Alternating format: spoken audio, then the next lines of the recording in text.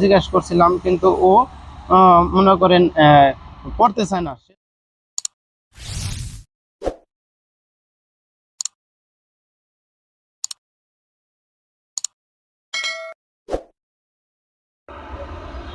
মানুষের জীবনে কত কষ্ট দেখেন গাইস। তো এখানে সারা রাত এভাবে ঘুমিয়ে থাকে মশার কামড় খেয়ে, আর খুবই কষ্ট লাগে এটার জন্য যে আপনারা ভিডিওটা শেয়ার করলে পারে এই ধরনের মনে করেন মানুষদের একটু উপকার হয়ে যেত।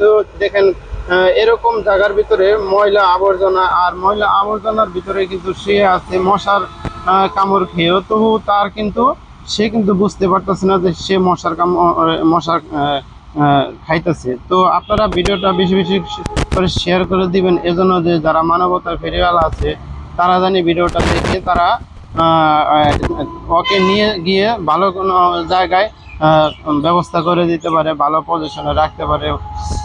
আর ওর গায়ে যে কাপড় চোপড়গুলো আমি এর আগে জিজ্ঞাসা করছিলাম, কিন্তু ও মনে করেন পড়তে চায় না, সেজন্য আমি জোর জোর করতে পারি না, কারণ একলা আমার ভয় লাগে, সেজন্য আমি করতে পারি না। আর ওর কাপড় গায়ের পরনের কাপড়গুলোও কিন্তু বেশিটা সুবিধা নাই। আর হচ্ছে সেজন্য আপনারা ভিডিওটা বেশি বেশি করে শেয়ার করে দিবেন।